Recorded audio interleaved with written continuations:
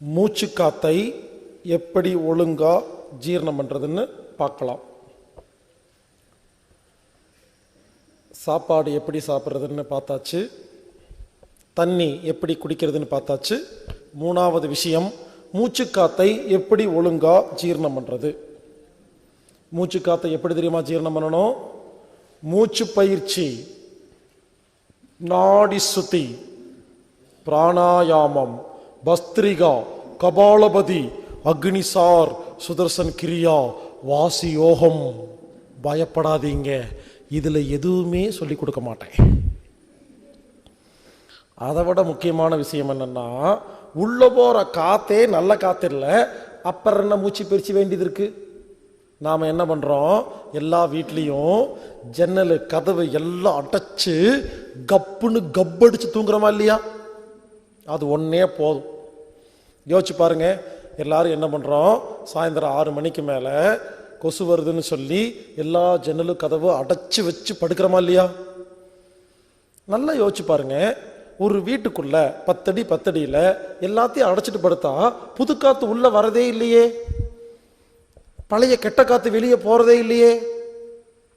யோசிச்சு பாருங்க, ஒரு நிமிஷத்துல 8 லிட்டர் காத்து உள்ள போய் வெளியே வருதா? அப்போ 10 அடி 10 அடி ரூம்ல ஒரு 4 பேர் படுத்தா என்ன ஆகும்? 4 × 8 32 லிட்டர் பர் மினிட், ஒரு நிமிஷத்துக்கு கெடுக்கிறோமா? அப்போ 8 மணி நேரம் ஒரு பெட்ரூம்ல படுத்து தூங்குறமே, முதல் அரை மணி நேரத்துல இருக்கிற நல்ல காத்து கெட்ட காத்தா மாறிடுமா? உள்ள போகும்போது நல்ல காத்து, வெளியே வரும்போது கெட்ட காத்து. உள்ள போகும்போது பிராணன், வெளியே வரும்போது பிராணன் இல்லை. உள்ள போகும்போது ஆக்சிஜன், வெளியே வரும்போது ஆக்சிஜன் இல்லை. அப்ப யோசிச்சு பாருங்க, 4 பேர் சேர்ந்து அந்த பெட்ரூம்ல இருக்கிற காத்தை அரை மணி நேரத்துல கெடுத்துறோமா? இப்ப சொல்லுங்க, கெட்டு போன காத்துல மொத்தம் 8 மணி நேரம், அரை மணி நேரத்தை கெடுத்தாச்சு. அடுத்த 7.5 மணி நேரத்துல நாம கெடுத்த கெட்ட காத்துலயே 7.5 மணி நேரம் படுத்திருந்தோம்னா நமக்கெல்லாம் 7.5 நாட்டு சனி பிடிக்குமா பிடிக்காதான்? சோத்தை பத்தி கவலைப்படுறோம், காத்தை பத்தி கவலைப்படுறதே இல்லை.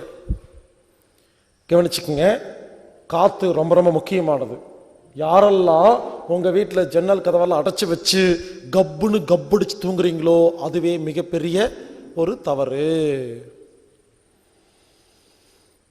ஏங்க, ஜன்னல் கதவை அடைச்சு வச்சு படுத்தாவே நல்லது இல்லைன்னு சொல்றேன்னு இல்லையா?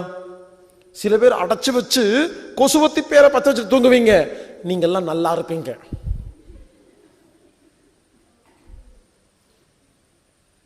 எட்டு மணி நேரம் கொசுவத்தியில படுத்து தூங்குறீங்களே, கொசு சின்ன கொசு அன்னைக்கே செத்துருது, நாமெல்லாம் கொஞ்சம் பெரிய கொசு, கொஞ்சம் லேட் ஆகுது, அவ்வளவுதான் வித்தியாசம்.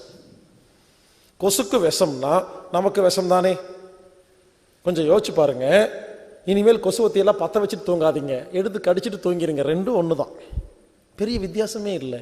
இந்த லிக்விட் ஃப்ளக்ல மாட்டுறீங்க இல்லையா, ரெப்பலண்ட், அதெல்லாம் மாட்டாதீங்க, எடுத்து தண்ணி எடுத்து குடிச்சிட்டு படுத்துருங்க, எல்லாம் ஒன்று தான். புரிஞ்சுக்குங்க, கொசுக்கு விஷம்னா நமக்கு விஷம் தானே? 8 மணி நேரம் கொசுவத்தியில படுக்கிற யாரையும் காப்பாற்ற முடியவே முடியாது. இதை பத்தி யாருமே பேசுறதில்ல. காத்துக்கு என்ன பண்ணிக்கிறோங்கன்னு கேட்டா எல்லாரும் சொல்றீங்க, காத்துக்கு ஃபேன் போட்டுக்கிறேன்னு. ஃபேன் என்ன பண்ணோம்? இருக்கிற கெட்ட காத்தை சுத்தி கொடுக்கும். ஃபேன் ஒன்று என்னைக்காவது ஃபேன் ஆக்சிஜன் சப்ளை பண்ணியிருக்கா? ஃபேன் பிராணன் சப்ளை பண்ணியிருக்கா? ஃபேன் கெட்ட காற்று நல்ல காற்றா மாற்றிருக்கா? என்னைக்காவது கேள்விப்பட்டிருக்கீங்களா? புரிஞ்சுக்குங்க, ஃபேனுடைய வேலை என்னன்னா இருக்கிற கெட்ட காத்தை சுத்தி கொடுக்கும், அவ்வளவுதான். ஃபேன் போட்டுக்கிறதுனால கொஞ்சம் உப்புசம் இல்லாமல் இருக்கும், அவ்வளோதான். அது ஒன்றும் நல்லது கிடையாது. புரிஞ்சுக்கங்க, காற்றை பொறுத்த வரைக்கும் ரெண்டு விஷயம். ஒன்று, கொசுவத்தி பயன்படுத்தவே கூடாது at any cost. No excuse, no argument. கொசுவத்தி பயன்படுத்தக்கூடாது, அவ்வளோதான். ரெண்டாவது, காத்தோட்டமான இடத்துல படுக்கணும். காத்தோட்டமான இடம் என்பது ஃபேன் போட்டுக்கிறது இல்லை. புது காற்று உள்ள வரணும், பழைய காற்று வெளியே போகணும். அப்போ என்ன பண்ணணும்? ஜன்னலை திறந்து வச்சு படுக்கணும். உடனே எல்லாரும் கேட்குற கேள்வி, ஜன்னலை திறந்து வச்சு படுத்தா கொசு வந்து கிடைக்குது, என்ன பண்ணுறது? முதல் கேள்வி. இந்த குளிர் பிரதேசங்கள்லையா, ஊட்டி, குன்னூர், லண்டன் போன்ற, பெங்களூர் போன்ற இடங்களில், டெல்லியிலாம் குளிர் ஓவராக இருக்குது, உள்ள குளிர் வருது, என்ன பண்ணுறது? சவுதி அரேபியா, குவைத், கத்தார் போன்ற நாடுகளில் ஹீட்டு, மணல் காற்று உள்ளே வரும், என்ன பண்ணுறது? அதை விட முக்கியமான விஷயம், திருட வந்து திருடிடுவான், என்ன பண்ணுறது? அதை விட முக்கியமான விஷயம், பக்கத்து வீட்டுக்காரங்க வேடிக்கை பார்த்துட்டாங்கன்னா என்ன பண்ணுறது? அவ்வளோதானே. இது எல்லாத்துக்கும் பதில் சொல்கிறேன். சிம்பிள் ஐடியா பண்ணுங்க. எல்லா ஜன்னல் கதவை அடைச்சி வச்சு படுத்துக்குங்க. செவுத்தில் மேலே வட்டமாக சின்னதாக ஒரு ஓட்டையை போடுங்க. ஒரு குட்டி ஃபேன் மாட்டுங்க, தட்டி விடுங்க. இந்த ஃபேன் என்ன பண்ணும்? காற்றை வெளியே அனுப்புமா? அதுக்கு நேர் ஆப்போசிட்டில் ஒரு வட்டமாக ஓட்டையை போட்டு ஒரு கொசு வலையை மாட்டுங்க. இப்போ என்னாகும்? இந்த ஃபேன் வழியாக எத்தனை கெட்ட காற்று வெளியே போகுதோ அந்த ஓட்டை வழியாக உள்ள வருமா? இல்லை மாற்றி வைங்க. ஒரு பக்கம் ஃபேனை வெளியிருந்து உள்ள வர மாதிரி வைங்க, ஒரு பக்கம் ஓட்டை வச்சிருங்க. அப்போ வெளிக்காற்று புது காற்று உள்ளே வந்துகிட்டே இருக்குமா? இந்த ஓட்டை வழியாக கெட்ட காற்று வெளியே போயிட்டே இருக்குமா? ஏதாவது பண்ணுங்க. ஆக மொத்தம் நல்லா கேட்டுக்குங்க, எப்போ ஒரு ரூமில், பெட்ரூமில், நான் ஏன் பெட்ரூம்னு ஸ்பெசிஃபை பண்ணி சொல்கிறேன்னா, அங்கே தான் 8 மணி நேரம் படுத்திருக்கோம். இருந்தாலும் நான் சொல்கிறத ஆஃபீஸு, ஸ்கூலு, கிச்சனு, ஹாலு எல்லாத்துலேயும் தான் மாற்றணும், இல்லைன்னு சொல்ல. எதுக்கு பெட்ரூம் சொல்கிறேன்னா, அங்கே தான் அதிக நேரம் இருக்கிறோம். புரிஞ்சுக்குங்க, எல்லா வீட்டு பெட்ரூம்லையும், ஹால்லையும், கிச்சன்லையும் காத்தோட்டத்தை பற்றி கொஞ்சம் கவலைப்படுங்க. எந்த வீட்டுக்குள்ளே போனாலும் கப்படிக்குது, எல்லாத்தையும் அடைச்சி வச்சு படுத்துருக்கிறது. சில பேர் ஜன்னலே இல்லை வீட்டில், சில பேர் ஜன்னல் வச்சுருக்காங்க, திறந்தா பக்கத்து வீட்டு ஜன்னல் தெரியுது. எல்லாரும் என்ன பண்ணுறீங்க? உங்கள் இடம் இருக்கு இல்லையா, உங்கள் இடத்துல கரெக்டாக பில்டிங் கட்டிடுவீங்க, சுற்றி பில்டிங்கே இருக்காது, காத்தோட்டம் நல்லா இருக்கும், ஜன்னல்லாம் வச்சுக்குவீங்க. பக்கத்து வீட்டுக்கார் வருவார், உங்கள் வீட்டு செவத்துக்கு பக்கத்தில் வீடு கட்டுவார், 2 செவர் ஒட்டிகிட்டு இருக்கு, 2 ஜன்னல் வச்சுருக்கீங்க. எதுக்கு இப்போ சொல்கிறாங்களா இல்லையா? எல்லா பக்கம் 10 அடி கேப் விடுங்கன்னு சொல்கிறாங்களா இல்லையா கவர்மெண்ட்டில்? எங்க 10 அடி கேப் விட்டா எதுக்கு? காத்தோட்டம் இருக்கிறதுக்குங்க. சிட்டியில் 10 அடி கேப் விடுறதா போப்பா அப்படின்னீங்கன்னா அப்போ நோயோட சுத்த வேண்டியது தான். இங்கே பாருங்க, காற்றை பொறுத்த வரைக்கும் 2 விஷயம். கொசுவத்தி பயன்படுத்தக்கூடாது. 2வது, புது காற்று உள்ள வரணும், பழைய காற்று வெளியே போகணும். ஏதாவது ஒரு ஏற்பாடு பண்ணணுங்க. குளிர் பிரதேசங்களில் இந்த மாதிரி ஃபேன் வைக்க முடியாதுன்னு சொன்னீங்கன்னா ஒரு ஐடியா சொல்கிறேன். ஃபேனில் வைக்க வேண்டாம். இங்கே பாருங்க, சின்னதாக ஒரு ஒரு பாட்டு பாருங்க, இவ்வளோதான், இந்த சைஸுக்கு சின்னதாக ஒரு ஓட்டை மட்டும் இருந்தால் போதுங்க. அதாவது ஒரு சின்ன கண்டிஷன் சொல்கிறேன், வெளிக்காத்துக்கும் நம்ம ரூமில் இருக்கிற காத்துக்கும் ஒரு கனெக்ஷன் மட்டும் இருந்தால் போதும். ஏன் தெரியுமா? கெட்ட காற்று எப்பவுமே மேல் நோக்கி போகும், வெயிட் கம்மி.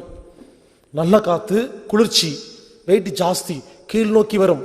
இந்த ரூமில் கெட்ட காற்று மேலே இருக்கும், நல்ல காற்று கீழ் இருக்கும். சரிங்களா? அப்போது நம்ம உடம்பில் இருந்து வரும் கெட்ட காற்று எப்பொழுதுமே மேல் நோக்கி போகும். போயிட்டு எங்காவது கேப்பு கிடைக்குதான்னு தேடிக்கிட்டே இருக்கும். சின்னதாக ஒரு கேப் இருந்தால் அது தானாக வெளியே போயிடும், அதுக்கு ஈக்குவலான நல்ல காற்று உள்ளே வந்துடும். ஆக மொத்தம் 2 விஷயம். கொசுவத்தியை பயன்படுத்தக்கூடாது, வெளிக்காத்துக்கும் நம்ம காத்துக்கும் ஒரு கனெக்ஷன் இருக்கணும். வெயில் பிரதேசங்களில் ஃபேன் வச்சுக்கோங்க, குளிர் பிரதேசங்களில் ஒரு சின்ன ஓட்டையை மட்டும் ஒரு லிங்க் வச்சுக்கோங்க, போதும். ஆக மொத்தம் காற்றை பற்றி கவலைப்படுங்க.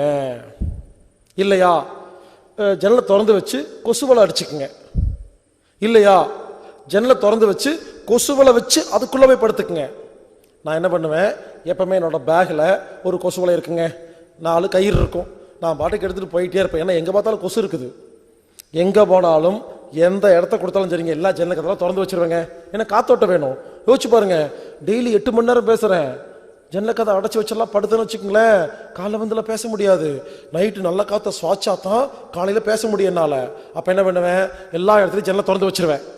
4 கயிறு இருக்கா, ஒரு கொசுவலை இருக்கா, எங்கேயாவது 4 இடத்துல மாட்டுவேன். நீளமான கயிறு வச்சிருப்பேன், எங்கேயாவது மாட்டுவேன், படுத்து தூங்கிடும், முடிஞ்சு போச்சு. ரொம்ப சிம்பிள்.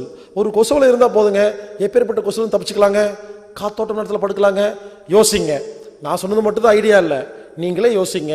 கடைசி என்னன்னா, கொசுவத்தி பயன்படுத்தக்கூடாது, புது காற்று உள்ள வந்து பழைய காற்று வெளியே போகணும். நைட்டு ஃபுல்லாக நல்ல காற்றை சுவாசிச்சாதான் பகலில் ஆரோக்கியமாக இருக்க முடியும். ஏனென்றால் நைட்டு தான் உடம்பு ஆரோக்கியத்தை தன்னைத்தானே குணப்படுத்தி ஆரோக்கியம் அடையுது. இப்படி யாரெல்லாம் கொசுவத்தியில் படுக்கிறீங்களோ எப்படி கண்டுபிடிக்கிறது தெரியுமா? காலையில் எந்திரிச்ச உடனே யாருக்கெல்லாம் தும்மல் வருதோ என்ன அர்த்தம், நைட்டு குப்பை காத்துல படுத்திருக்கீங்க, காலையில குப்பை உள்ள இருக்குதா, கதவை திறந்து நல்ல காற்றை சுவாசிச்சோன்னு குப்பையெல்லாம் தும்மல் அப்படிங்கிற ஒரு சுரப்பி மூலமா வெளியே தூக்கி வீசுது. இப்ப தும்மலுக்கு வைத்தியம் பார்க்க கூடாது, குப்பை காத்துல படுக்காம இருக்கணும். யாருக்கெல்லாம் பகல்ல மூக்கு ஒழுகுன்னு ஒழுகுது, சளி பிடிக்கும், சில பேர் சொல்லுவாங்க இல்லையா, சளி எங்கிருந்தா வருதுன்னு தெரியலீங்க, சளி வந்துகிட்டே இருக்குங்கம்பாங்க. குப்பை காத்துல வேலை செய்யறீங்க, இல்ல குப்பை காத்துல படுக்கிறீங்க. உங்க கம்பெனியில குப்பை இருக்கும் காத்துல, நீங்க வேலை செய்யற ஆபீஸ்ல குப்பை இருக்கும் காத்துல, அடைச்சு வச்ச ரூம்ல இருக்கீங்க, அப்போ சளி வரத்தானே செய்யும். இப்ப சளிக்கு வைத்தியம் பார்ப்பீங்களா, குப்பைக்கு வைத்தியம் பார்ப்பீங்களா? நைட்டு 2 முறை யாரெல்லாம் திடீர்னு எந்திரிச்சு யூரின் போயிட்டு வந்து தண்ணி குடிச்சிட்டு படுக்கிறீங்களோ, பிரச்சனை கிட்னியில் இல்லை, வேற இதுலயும் இல்லை, குப்பை காத்துல படுத்திருக்கீங்க. இப்ப நான் சொல்ற கேளுங்க, குப்பை காத்துல படுக்கும் பொழுது என்ன ஆகும் தெரியுமா, அந்த காத்துல ஆக்சிஜனே இருக்காதா, உடம்பு என்ன பண்ணு, தூங்கிட்டு இருப்பீங்க இல்லையா, ஆக்சிஜன் பத்தல என்ன பண்ணு தெரியுமா, உடம்பில் உள்ள தண்ணியில் உள்ள ஆக்சிஜனை இழுக்க ஆரம்பிச்சிடும். தண்ணிங்கிறது என்ன, H2O, ஹைட்ரஜன் ஆக்சிஜன். நம்ம உடம்பு என்ன பண்ணும், தண்ணியில் உள்ள ஆக்சிஜன் எடுத்து உயிர் வாழுங்க. அப்ப தண்ணி தீந்து போயிருமா, யூரினரி பிளாடர் நிறைஞ்சிருமா, யூரின் வருமா, எழுப்போம், தம்பி எந்திரிப்பா, தண்ணி யூரின் போயிட்டு வந்து தண்ணி குடிச்சிட்டு பாடு அப்படிங்கும். அந்த நைட் குடிக்கிற 2 டம்ளர் தண்ணியில தான் நைட்டு உயிரோட வாழ்ந்திருக்கீங்க. நல்ல காத்துல படுக்கிற யாருக்கும் நைட்டு யூரின்லாம் வராது, படுத்தா காலைல தான் எந்திரிப்பீங்க. அதே மாதிரி உள்ளங்கால் குத்துது, குடையுது, எரியுது, வலிக்குதுன்னு யாரெல்லாம் சொல்றீங்களோ, உள்ளங்காலில் ஒரு வியாதி வந்தாவே குப்பை காத்துல படுத்தா மட்டும்தான் உள்ளங்கால்ல வரும். அதை சரி பண்ணாதான் இது சரியாகும். ஆக மொத்தம் புரிஞ்சுக்குங்க, காத்தை பொறுத்த வரைக்கும் 2 விஷயம் தாங்க, கொசுவத்தி பயன்படுத்தாதீங்க, காத்தோட்டமான இடத்துல படுங்க, யோசிங்க, என்னமோ பண்ணுங்க. நான் இந்தியாவில் பரவாயில்லைங்க, எங்கே போனாலும் எங்காவது லாட்ஜில் வீட்டில் தங்கினா ஜன்னல் எல்லாம் இருக்கும், திறந்து வச்சுக்கலாம். வெளிநாட்டில் போனால் ஜன்னலே இல்லை, எந்த லாட்ஜிலையும் எல்லாம் ஏசி போட்டு வச்சுருப்பாங்க. அங்கே என்ன பண்ணுறது தெரியாதுங்க. ஆனால் அங்கேயும் நான் காத்தோட்டமாக படுப்பேங்க. யோசிப்பேன், இந்த ரூமில் இந்த லாட்ஜில் எப்படி படுத்தா காத்தோட்டம் வரும்னு யோசிச்சு அன்னைக்கு நைட்டு முடிவு பண்ணுவேங்க. பொதுவாக எப்படி பண்ணுவேன்னா, பாத்ரூம்குள்ள ஒரு எக்ஸாஸ்ட் ஃபேன் இருக்கும் எப்பவுமே, அதை தட்டி விட்டுருவேன், கதவை லேசாக திறந்து வச்சு படுத்துருவேன். இப்போ என்ன ஆகும், பாத்ரூமில் எக்ஸாஸ்ட் ஃபேன் வழியாக எவ்வளோ காற்று வெளியே போகுதோ கதை வழியாக உள்ளே வருமா, ஏர் சர்க்குலேஷன் இருக்கும். புரிஞ்சுக்குங்க, பெரிய வீட்டில் ஒரே ஒரு ஃபேன் வச்சா போதும், ஏர் சர்க்குலேஷன் உண்டு பண்ணலாம். எல்லா ஜன்னல் கதவை அடைச்சிருங்க, ஒரே ஒரு இடத்துல ஃபேன் வைங்க, எல்லா இதுக்கும் ஒரு சின்ன சின்ன ஓட்டை போட்டு விட்டுருங்க. அப்போ என்ன தெரியுமா, இந்த ஒரு ஃபேன் ஓடுறதுனால எல்லா ரூமு காற்று வெளியே போயிட்டே இருக்கும். இந்த மாதிரி யோசிச்சு கொஞ்சம் மூளைக்கு வேலை கொடுத்து உங்கள் வீடு, ஆஃபீஸு, ஸ்கூலு, கிச்சன், பெட்ரூம் எல்லா இடங்கள்லையும் காத்தோட்டம் இருக்கிற மாதிரி செட் பண்ணி வைங்க. காத்து மருந்து. நல்ல காத்துல படுத்தீங்கன்னா 4 மணி நேரத்துக்கு மேல தூக்கம் வரவே வராது. கெட்ட காத்துல படுத்தீங்கன்னா 8 மணி நேரம் தூங்கினதுக்கு அப்புறமும் உடம்பு டயர்டா இருக்கும். இப்பெல்லாம் காலையில் 8 மணிக்கு எந்திரிச்சு 8 மணி தான் ஆச்சா, இன்னும் கொஞ்ச நேரம் தூங்கலாமான்னு தோணுதா இல்லையா? டயர்டா இருக்குதா? ஏங்க 8 மணி நேரம் தூங்கி ஏங்க டயர்டு வருது? ஏன்னா படுத்திருக்கிறது குப்பை காத்து. அதுலயும் இந்த கொசுவத்தியில படுத்து பாருங்க. சில பேர் சொல்லுவாங்க கொசுவத்தி பத்த வச்சுக்கிட்டா நல்லா தூக்கம் வருதுன்னு. தூக்கம் வரல, மயக்க போட்டு கிடக்குறீங்க. இந்த கொசுவத்தியோட விஷம் இருக்கு இல்லையா, அதில் அப்படியே மயங்கி போய் கிடப்பீங்க, அப்படியே கிடப்பீங்க, ஒன்றும் தெரியாது. உண்மையிலேங்க கொசுவத்தி பற்ற வச்சாலும் கொசு கடிக்கத்தான் செய்யுது, என்ன தெரிய மாட்டேங்குது உங்களுக்கு.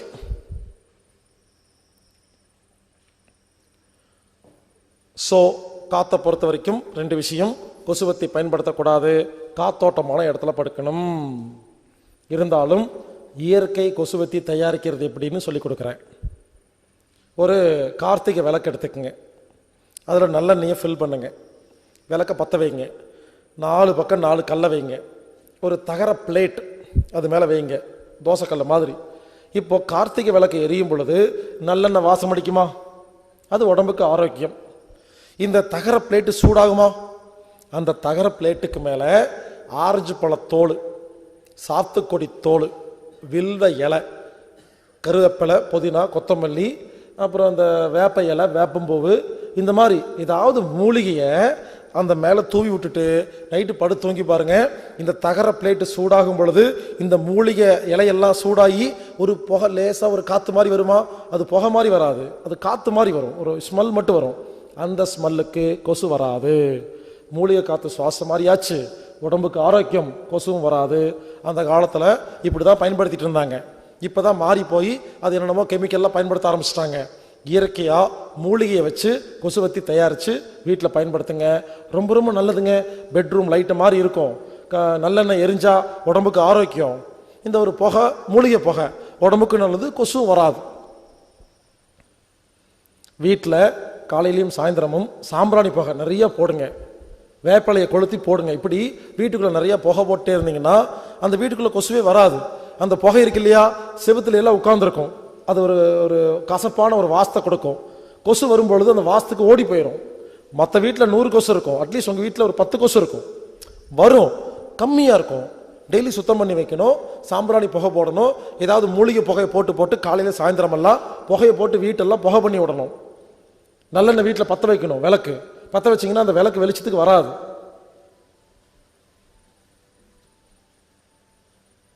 அடுத்தது காற்றை பொறுத்த வரைக்கும் அடுத்த விஷயம், ஏசி பயன்படுத்தலாமா வேண்டாமா?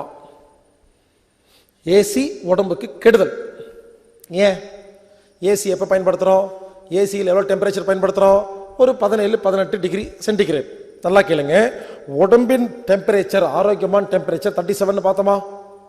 நல்லா கேளுங்க, உடம்புடைய டெம்பரேச்சர் 37. அப்போ ஏசி ரூமுக்குள்ள போறீங்க, அதுல ஒரு 17 டிகிரி வச்சிருக்கீங்க, 17 டிகிரி. இப்ப சொல்லுங்க, 17 டிகிரி ஒரு கிளைமேட், காத்து வந்து நம்ம உடம்புல பட்டா உடம்புக்கு 37 டிகிரி இருந்த ஆரோக்கியமா? அப்ப என்ன தெரியுமா? தோலில் உள்ள எல்லா செல்களும் 17 டிகிரி டெம்பரேச்சரை 37 மாத்தணுமா? அப்ப எல்லா செல்லுக்கும் குளுக்கோஸ் தேவைப்படுமா? சர்க்கரை தேவைப்படுமா? ஆக்சிஜன் தேவைப்படுமா? எல்லா செல்லும் சூடு பண்ணிட்டே இருக்கணுமா? 20 டிகிரி சூடு பண்ணி ஒவ்வொரு செகண்டும் சூடு பண்ணிட்டு இருந்தா உடம்புக்கு சர்க்கரை செலவா? ஆக்சிஜன் செலவா? அந்த வேலை செலவா? எனர்ஜி வேஸ்டா? டைம் வேஸ்டா? புரிஞ்சுக்கங்க, உடம்பின் மனிதனின் ஆரோக்கியமான டெம்பரேச்சர் 37 டிகிரி அப்படிங்கிறது எல்லாத்துக்குமே தெரியும். நீங்க இமயமலைக்கு போய் பனிக்கட்டியான இடத்துல உட்கார்ந்துருந்தாலும் 37 தான் காட்டும், பாலைவனத்துக்கு போனாலும் 37 தான் காட்டும். அப்போ உடம்பின் ஆரோக்கியமான டெம்பரேச்சர் 37 இருக்கும் பொழுது எதுக்கு 17 டிகிரி டெம்பரேச்சர்ல உட்கார்ந்துட்டு நோயை ஏற்படுத்துறீங்க? ஏசிய ஏன் தெரியுமா 17 டிகிரி வைக்கிறாங்க? அது ஒரு பெரிய கூத்து. Scotland, London, German, England, France இங்கெல்லாம் போனீங்கன்னா டெம்பரேச்சர் எவ்வளவு தெரியுமா இருக்கும்? 5 டிகிரி, 10 டிகிரி, 0 டிகிரி, -10 டிகிரிக்கு போகும். அதெல்லாம் குளிர் பிரதேசங்கள். அங்க இருக்குதாங்க இல்லையா, அங்க இருக்கிறவங்க அவங்க வீட்டுக்குள்ள ஒரு ஏசி வச்சிருப்பாங்க. அதுக்கு பேர் என்ன தெரியுமா? ஹீட்டர். நம்ம தான் ஏசின்னு சொல்றோம், அவங்க ஊர்ல ஹீட்டர்னு சொல்லுவாங்க. -23 டிகிரி டெம்பரேச்சர் குழு குழுன்னு இருக்கிற பனிக்கட்டி இருக்கிற ஊர்ல ரூமுக்குள்ள +17 வச்சாங்க. புரிஞ்சுங்களா? அதுக்கு பேரு ஹீட்டர். அந்த நாட்டுக்காரங்க நம்ம நாட்டுக்கு வந்தாங்களா? Tamil Nadu, India, Sri Lanka, Singapore, Malaysia, Burma, Thailand, இந்த நாடெல்லாம் பார்த்தீங்கன்னா நல்ல பூமிங்க, செழிப்பான பூமி. இந்தோனேஷியாலாம் ஆரோக்கியமான பூமி. ஏன் தெரியுமா? டெம்பரேச்சர் எந்த நாட்டில் 28-30 டிகிரி இருக்குதோ இந்த நாடு எல்லாமே வளமான நாடுங்க. அப்போ அந்த நாட்டுக்காரங்க இங்க வந்தாங்க இல்லையா வியாபாரம் பண்றதுக்கு, அவங்க எல்லாம் இன்னும் போகல இருக்கிறாங்க. அவங்க யாருங்கிறது சொல்றேன். அப்புறமா அவங்க இந்த நாட்டுக்கு வரும் பொழுது நம்ம டெம்பரேச்சர் அவங்களுக்கு ஒத்து வரலைங்க. நம்ம டெம்பரேச்சர் ஆரோக்கியமான டெம்பரேச்சர். இப்போ நம்ம சாதாரணமாக உட்காந்துருக்கோம் இல்லையா, இந்த டெம்பரேச்சர் இருந்தாவே உடம்பு ஆரோக்கியமாயிரும். அப்படி இருக்கும் பொழுது அவங்க நம்ம நாட்டுக்கு வந்து இந்த டெம்பரேச்சர் சூடா இருக்குன்னு சொல்லி அவன் என்ன பண்ணா, ஏசி மிஷினை மாட்டி +17 வச்சான். அவன் நாட்டில் இருக்கிற மாதிரி நம்ம என்ன பண்ணோம், அப்படியே காப்பி அடிச்சு யூஸ் பண்றோம். எதுக்கு யூஸ் பண்றோம், ஏன் யூஸ் பண்றதில்ல, காசு கிடைச்சா போதும் ஏசி எடுத்து மாட்டிக்கிறது. ஓசியில் ஏசி கிடைச்சா 2 பாயிண்ட் கம்மி பண்றது ஆபீஸ்ல. இதுல வேற கோட்டெல்லாம் போட்டுட்டு இன்னும் கொஞ்சம் கம்மி பண்ணு. இதுல ஒரு காமெடி என்னன்னா, பெரிய பெரிய பஸ் இருக்கு இல்லையா, ஏசி பஸ், அதில் போறீங்க இல்லையா, சாதாரண பஸ் 500 ரூபாங்க, ஏசி பஸ் 1500 ரூபாய். அதில் ஒரு காமெடி நடக்கும் பாருங்க. குழு குழுன்னு ஏசி போட்டுட்டு எல்லாம் கம்பளி போத்தி குழு குழு நடுக்கிட்டே போவாங்க. எதுக்கு அவ்வளோ கடுப்பு? ஏசியில் போற, எது கம்பளி போத்திட்டு போற? அப்போ கடுப்பா இருக்குன்னு தெரியுதா இல்லையா? ஒரு பந்தா, நான் ஏசி ரூம்ல ஏசி பஸ்ஸில் போனேன். எதுக்கு போறோம், ஏன் போறோம் தெரியல, புரியல. புரிஞ்சுக்குங்க, ஏசி உடம்புக்கு கெடுதல். ஒருவேளை ஏசி பயன்படுத்துறதா இருந்தா இங்க பாருங்க, ஏசி எந்த ஊர்ல பயன்படுத்தணும்னா Saudi Arabia, Kuwait, Qatar, Bahrain போன்ற நாடுகளில் போய் பாருங்க. அங்கெல்லாம் ஹீட் கண்ட்ரி, அங்கெல்லாம் சாதாரண ஏசி இல்லாம இருக்க முடியாது. அதே மாதிரி குளிர் கண்ட்ரி இருக்கு இல்லையா, அங்க குளிரா இருக்கும். ஸோ நார்மல் டெம்பரேச்சர் இல்லாத ஊர்களில் தான் ஏசி பயன்படுத்தணுமே தவிர, நம்ம போல் நார்மல் டெம்பரேச்சர் இருக்கிற ஊர்களில் ஏசி தேவையில்லை. ஒருவேளை ஏசி பயன்படுத்துறதா இருந்தா சில ரூல்ஸ் சொல்றேன், அந்த ரூல்ஸ் பிரகாரம் பயன்படுத்திக்கங்க. பாயிண்ட் நம்பர் 1, ஏசியை பயன்படுத்தும் பொழுது, ஒரு ஏசி ரூமில் இருக்கும் பொழுது உங்க உடம்பு குளுகுளுன்னு இருக்கக்கூடாது, ஹீட்டாக இருக்கக்கூடாது. ஏன்? குளுகுளுன்னு ஏசி ரூம்ல இருந்தா என்ன தெரியுமா அர்த்தம்? உடம்பு குளுகுளுன்னு இருக்குன்னு சொல்லுதா? அப்ப என்ன அர்த்தம்? உடம்பு இந்த டெம்பரேச்சர் எனக்கு ஒத்து வரல, குளுகுளுன்னு இருக்குன்னு சொல்லி சூடு பண்ணிட்டு இருக்குன்னு அர்த்தம். ஏசி ரூமில் இருக்கும் பொழுது சூடா இருந்ததுன்னா என்ன அர்த்தம்? உடம்பு குளிர்ச்சி பண்ணிட்டு அர்த்தமா? சொல்றேன் கேளுங்க. ஏசி ரூமில் இருக்கும் பொழுது குளுகுளுன்னு இருக்கக்கூடாது, சூடாவும் இருக்கக்கூடாது. நம்ம பாடி டெம்பரேச்சருக்கும் ஏசி டெம்பரேச்சரும் மேட்ச் பண்ணி வைக்கணும். நீங்க செக் பண்ணி பாருங்க, உங்க வீட்டு ஏசியை கொஞ்சம் கொஞ்சமா மாத்தி எந்த டெம்பரேச்சர்ல நமக்கு குளிரே தெரியலையோ அந்த டெம்பரேச்சர் வைங்க. எவ்வளவு தெரியுமா இருக்கும்? ஒரு 28, 29 வச்சாதான் நம்ம உடம்புக்கு மேட்ச் ஆகும். சரியா? அதுக்கு வைக்காம இருக்கலாம், அதுக்கு யூஸ் பண்ணாவே இருக்கலாம். வேணா சில ஆபீஸ்ல வெளியெல்லாம் ஹாரன் சவுண்ட் வருது, சவுண்ட் டிஸ்டர்பன்ஸுக்காக ஏசி போட்டிருப்பாங்க. சரிங்களா? ஸ்டுடியோ அந்த மாதிரி இடத்துல அங்க யூஸ் பண்ணிக்கங்க. நான் சொல்றதை கேளுங்க, ஏசி பயன்படுத்துறதா இருந்தா ஏசி ரூமில் உங்களுக்கு குளிர்ச்சியாகவும் இருக்கக்கூடாது, சூடாகவும் இருக்கக்கூடாது. அந்த மாதிரி ஏசி டெம்பரேச்சரை அதிகம் பண்ணி வைங்க. 1. சரியா? 2வது, நல்லா கேளுங்க, ஏசியில் 2 டைப் இருக்கு. வெளிக்காத்த குளிர்ச்சி பண்ணி உள்ள அனுப்புற ஏசி, உள்காத்தையே குளிர்ச்சி பண்ற ஏசி. இதுல எது பயன்படுத்தணும்? வெளிக்காத்த குளிர்ச்சி பண்ணி உள்ள அனுப்பிச்சா நல்லது, உள்காத்தையே குளிர்ச்சி பண்ணா கெட்டது. கார்ல போகும்போது ஏசி பட்டன் ஆன் பண்றீங்களா? 2 பட்டன் இருக்கும். என்னைக்காவது பார்த்துருக்கீங்களா? ஒரு பட்டன்ல காருடைய படம் போட்டு வெளியிருந்து அம்புக்குறி உள்ள போற மாதிரி இருக்கும். இன்னொரு பட்டன்ல காருடைய படம் போட்டு உள்ளுக்குள்ளேயே அம்புக்குறி சுத்துற மாதிரி இருக்கும். இது என்ன அர்த்தம்? இந்த பட்டனை தட்டினா உள்காத்து குளிர்ச்சி பண்ணுது, அந்த பட்டனை தட்டினா வெளிக்காத்து குளிர்ச்சி ஆகுது. இது எது நல்லது? வெளிக்காத்த குளிர்ச்சி பண்ணாத்தா பிராணன் இருக்கும், உயிர் இருக்கும். ஆனா என்ன பண்ணுவோம்?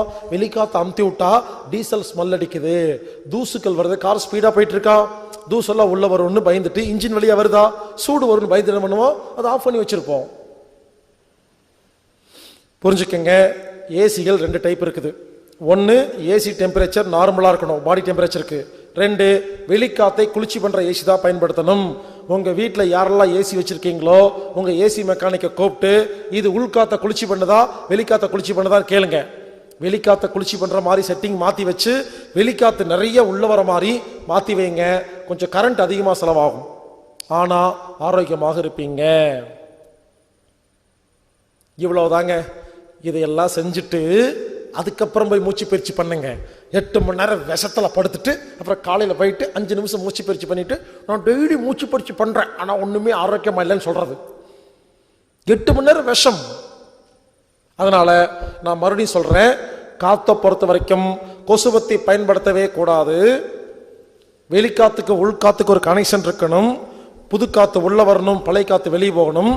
ஏசி டெம்பரேச்சர் பாடி டெம்பரேச்சரோட மேட்ச் ஆகணும். வெளிக்காத்த குளிர்ச்சி பண்ற ஏசி தான் பயன்படுத்தணும், உள்காத்த குளிர்ச்சி பண்ற ஏசி பயன்படுத்தக்கூடாது. காத்துக்கு முக்கியத்துவம் கொடுக்கணும். படுக்கும் பொழுது போர்வையை போத்தி படுக்கக்கூடாது தலையோட. சில பேர் இருக்காங்க போர்வையை தலையோட போத்தி படுத்துருவாங்க. அந்த இதாவது ரூமு, அது குட்டி இடம், அந்த உள்காத்தையே சுவாசிச்சு எல்லா வியாதி வரும். மூக்கு மட்டும் ஓட்டையா இருக்கணுங்க. இல்லையா உங்களுக்கு தலையோட போத்தி தான் படுக்கிற பழக்கம்னா பெட்ஷீட்ல ஒரு ஓட்டை போட்டுருங்க, மூக்கு மட்டும். இல்லை, இதெல்லாம் நான் ப்ராக்டிக்கலா பண்ணி பார்த்துருக்கேன், அதுக்காக தான் சொல்றேன்.